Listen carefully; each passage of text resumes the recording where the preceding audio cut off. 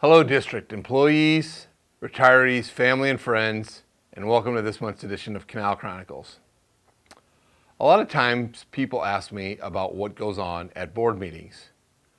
Well, obviously we deal with the issues that are ongoing at Loop from month to month. Most of the time we deal with district water issues, including the license compliance and other issues as they come up, such as rates, contract negotiations, sale of facilities, and others. To a great degree, it's pretty lighthearted. We're all very close to each other and we know each other very well, so a joke or two gets made every once in a while. But the board is very serious about the business of the district and looking over our financials and knowing what else is going on throughout the districts. Our meetings are open to the public, although very seldom do we have anybody show up at board meetings. So if you are interested, don't hesitate to come to one of our board meetings. You can listen in on the discussion topics of the month and move forward. At today's board meeting, the board talked a lot about district water issues. We have our non-capacity license amendment, which was filed at the Federal Energy Regulatory Commission in October of last year. It was noticed by FERC in April, and then comments were due in May, in which no comments were received. We currently wait on FERC staff to analyze our license application and to make changes to the biological opinion and to come out with an order that the district would then have to follow. We think that will add on to the current district license that we have and may make some minor modifications, but the whole intent of the non-capacity license amendment was to take care of low flow water issues that occur in the Loop River and in the Loop Power Canal. More detail on this will be coming as we get decisions from the Federal Energy Regulatory Commission. We also talked a little bit about the mid-March 2019 storm and receiving money from NEMA and FEMA. We continue to meet on a regular basis with the staffs at NEMA and regarding the payments that we might be getting from them. They seem to be getting closer and closer to getting a detailed review of the data that we provided to both NEMA and its consultants, and eventually we will get to a point where the money should be flowing back to the district for the damage. Currently we're about $7 million short of the money from FEMA, and hopefully that will be made up in the near future. So as we get closer to wrapping up the discussions with NEMA and FEMA, we'll provide more information to you. The district board and management had a long discussion today about the wholesale power contract negotiations with Nebraska Public Power District. We've been meeting with NPPD for approximately 18 months, both the district and other wholesale customers of NPPD, and we're getting very close to having a final red line copy of the wholesale power contract to show to the board and to work on with all NPPD wholesale customers. Most of the issues that seem to be at contrast between NPPD and wholesale customers have been resolved to a great degree, and we've got a final meeting on Monday, June 30th with NPPD management and other wholesale customers to kind of go through and finalize the concepts that have been proposed by a mini group of customers who've been working on the language. NPPD is looking to go out for financing later on this year on new generation assets, and hopefully they can get contracts in place by the end of October to help with this financing. The district board was also a little concerned that we have not seen a draft of a new hydro purchase power contract from NPPD for the sale of the generation from the Columbus and Monroe powerhouses, and we've asked NPPD to provide us a new draft of that contract so that we can negotiate that at the same time that we finalize the wholesale power contract. As we get closer to signing in the next couple months, I'll be providing additional updates on the wholesale power contract negotiations and the hydro purchase power contract negotiations and provide you all with updates at that point in time. At the board meeting today, I provided some highlights from the district's attendance at the National American Public Power Association National Conference in New Orleans, which was held in earlier June.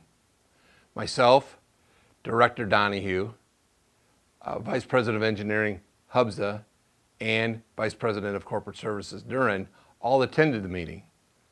This is a good meeting to hear about new topics that are ongoing nationally in the electric utility industry, as well as to network and connect with vendors and others who are in the industry seeing similar issues that we are here at the district. It was a great conference, a very good conference for our APPA, better than what some of the ones have been in the past. And it was a good time for myself to introduce Corey to new people, as Corey will be ongoing at the district following my retirement at the end of the year. There are a number of folks at APPA who I've known for many, many years, and being able to introduce those folks to Corey really helps as we move forward. In addition, we were able to have a little one-on-one discussion with NPPD members in attendance, and that always helps as we move forward with negotiations and other discussion items with NPPD and the district.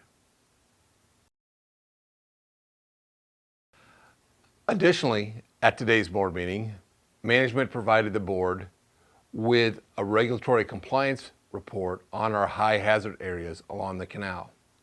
The district currently has 2 high hazard areas on the canal, one in Genoa near the Mauer Bridge, and the other one in Columbus in the Indian Hills region, north and east of Columbus.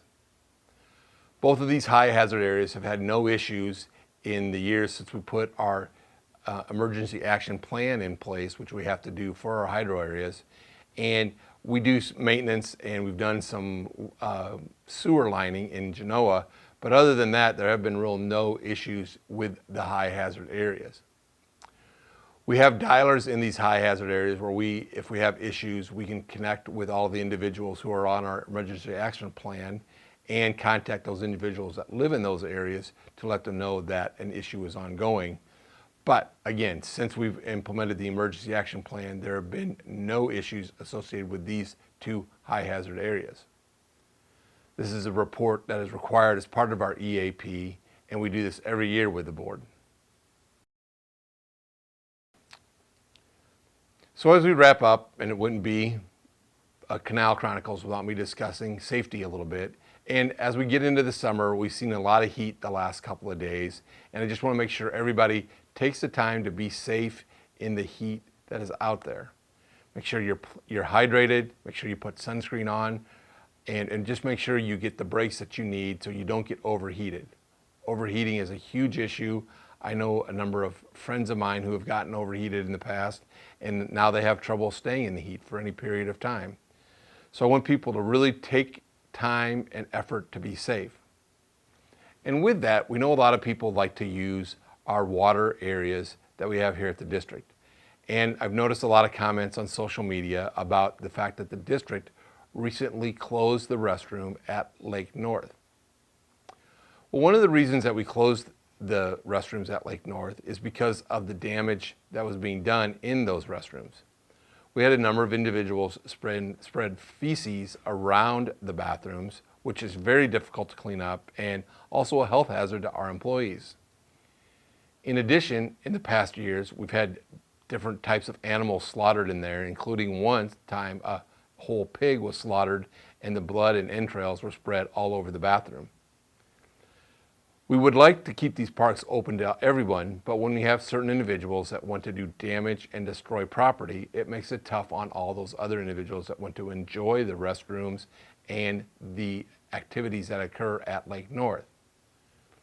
We apologize for having to do this, but until we can get things under control, we're going to manage this as best we can, and the best way we can do it right now for the safety of all involved is to close the restrooms and lock them off at this point in time. We will continue to evaluate this as the summer goes through, and we'll make changes as we see necessary. So with that, and as always, be happy and stay safe.